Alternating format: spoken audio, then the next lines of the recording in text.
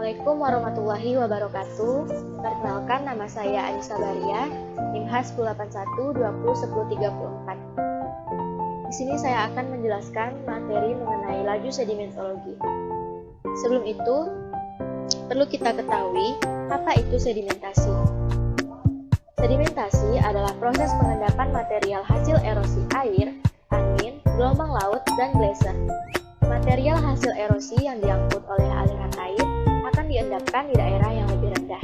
Sedimentasi merupakan metode pemisahan antara padatan dengan cairan menggunakan gaya gravitasi. Selanjutnya, proses sedimentasi. Secara umum, proses sedimentasi ini dibedakan menjadi dua macam, yakni proses sedimentasi secara geologis dan proses sedimentasi yang dipercepat. Adapun yang pertama, proses sedimentasi secara geologis. Pada dasarnya, proses sedimentasi secara geologis merupakan proses erosi tanah yang berjalan secara normal atau secara biasanya. Hal ini berarti bahwa proses pengendapan yang berlangsung masih dalam batasan yang diperbolehkan atau masih dalam keseimbangan alam dari proses agradasi dan degradasi pada perataan kulit muka bumi akibat adanya pelapukan. Yang kedua, proses sedimentasi yang dipercepat. Proses sedimentasi yang menyimpang dari proses secara geologis dan berlangsung dalam waktu yang cepat, bersifat merusak atau merugikan dan dapat mengganggu keseimbangan alam atau kelestarian lingkungan hidup.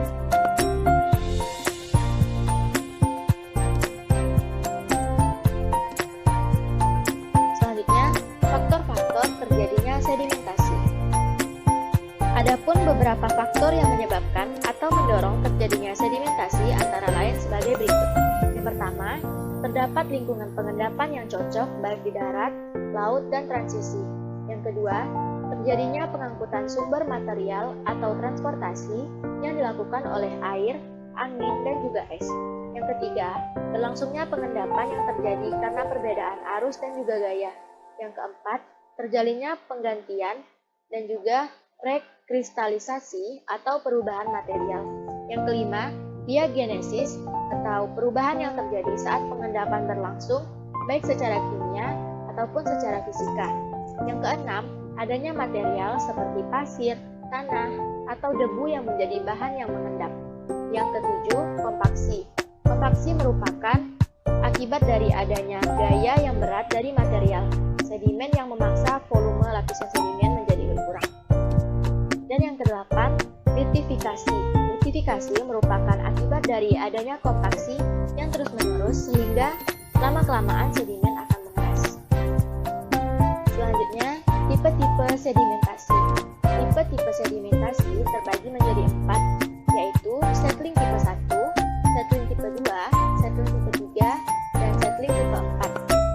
Settling tipe 1 yaitu pengendapan partikel diskrit, partikel pengendap secara individual dan tidak ada interaksi antar partikel. Settling tipe 2 yaitu pengendapan partikel flocculent atau terjadi interaksi antar partikel sehingga ukuran meningkat dan kecepatan pengendapan bertambah. Settling tipe 3 yaitu pengendapan pada lumpur biologis, di mana gaya antar partikel saling menahan partikel lainnya untuk mengendap. Dan settling tipe 4 terjadi pemanfaatan partikel yang telah mengendap yang terjadi karena berat partikel. Di sini juga ada contoh gambarnya. Di sini adalah 4 tipe sedimentasi. Selanjutnya, laju sedimentasi. Untuk menghitung laju sedimentasi, kita menggunakan persamaan sebagai berikut, di mana S adalah kecepatan pengendapan, G adalah percepatan gravitasi, ds adalah diameter partikel, dan ini adalah densitas partikel. Selanjutnya ada metode lain dalam menentukan kecepatan pengendapan adalah menggunakan pendekatan grafis.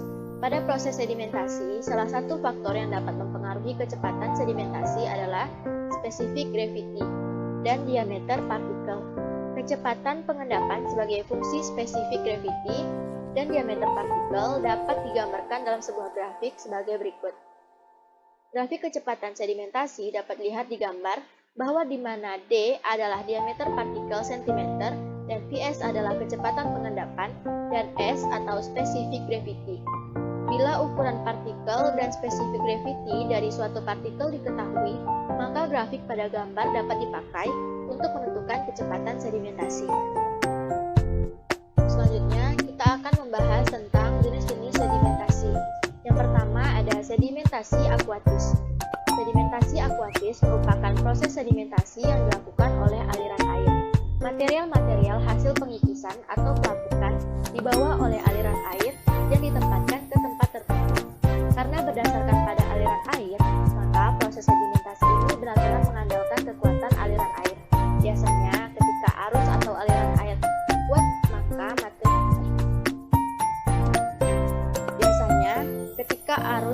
aliran air kuat, maka material akan terangkat dan akan ikut pindah menurut aliran air. Namun, ketika aliran air ini melemah, material-material yang dibawa akan mengendap di tempat tersebut. Yang kedua, sedimentasi fluvial. Sedimentasi fluvial merupakan proses sedimentasi yang dilakukan oleh aliran air sungai. Kemudian, sedimentasi fluvial ini dibagi kembali menjadi 5 kelompok, yakni yang pertama, aluvial, yaitu sedimentasi yang terjadi pada sungai yang mengalami perubahan kekuatan arus secara cepat. Yang kedua, minder, yaitu sedimentasi yang terjadi pada sungai yang berkelok-kelok. Yang ketiga, dataran banjir, yaitu dataran yang berada di sebelah kanan dan juga di sebelah kiri sungai. Yang keempat, danau tapal kuda, atau yang disebut juga dengan oxbow, yaitu sungai yang terputus sebagai akibat dari adanya pengendapan yang berlangsung secara terus-menerus. Dan yang kelima atau yang terakhir yaitu delta, atau tanah yang luas dan berada di sekitar muara sungai. Delta ini terbentuk dari hasil endapan material-material yang berlangsung terus-menerus dalam waktu yang cukup lama. Dan delta juga terdiri dari pasir. Yang ketiga, sedimentasi marine. Sedimentasi marine merupakan proses sedimentasi atau pengendapan yang terjadi di laut, di mana material-material dipindahkan oleh kekuatan air laut. Sebagai akibat dari sedimentasi marine ini, maka terciptalah beberapa bentukan yang berbeda-beda. Bentukan-bentukan yang dapat tercipta antara lain sebagai berikut. Yang pertama, speed. Speed merupakan salah satu bentukan yang terjadi akibat sedimentasi marine. Speed merupakan dataran yang panjang dan berada di sekitar pantai. Yang kedua, gosong. Gosong merupakan bentuk yang berupa dataran kecil yang berada di tengah-tengah laut, sehingga kita dapat mengatakan gosong ini seperti pulau kecil yang berada di tengah laut. Yang ketiga, tombolo. Tombolo merupakan jembatan alami yang menghubungkan antara pulau besar dengan pulau kecil yang berada di dekatnya.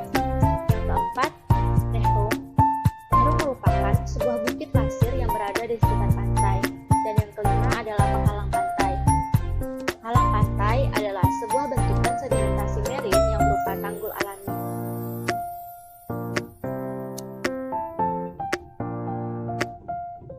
Selanjutnya, sedimentasi iris. Sedimentasi iris merupakan sedimentasi di mana pengangkutan atau pemindahan materialnya dibantu oleh kekuatan angin. Angin akan membawa material-material dan ketika kekuatan angin tersebut lemah atau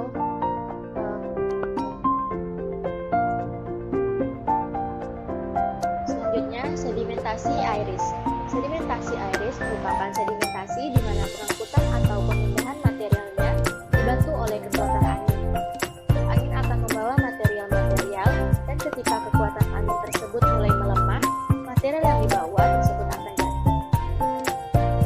Selanjutnya, sedimentasi gletser. Sedimentasi gletser merupakan sedimentasi di mana pengangkutan materialnya dilakukan oleh gletser atau es. Sedimentasi gletser ini juga dikenal dengan nama sedimentasi glasial. Beberapa bentukan yang disebabkan oleh sedimentasi gletser antara lain sebagai berikut. Yang pertama, Oscar. Oscar merupakan bentukan sedimen gletser yang berupa punggung yang sempit dan juga panjang. Yang kedua, Kame, yakni salah satu bentukan dari pengendapan atau sedimentasi gletser yang berupa dataran tinggi. Yang ketiga, Drumlin. Drumlin merupakan bentukan yang dihasilkan dari pengendapan atau proses sedimentasi yang berbentuk bukit kecil. Yang keempat, till plain, atau bentukan sedimen akibat pengendapan karena gletser yang berbentuk dataran. Baiklah, sekian pemaparan saya mengenai materi laju sedimentologi. Kurang dan lebihnya saya mohon maaf. Wabillahi taufiq wal hidayah. Wassalamualaikum warahmatullahi wabarakatuh. Terima kasih.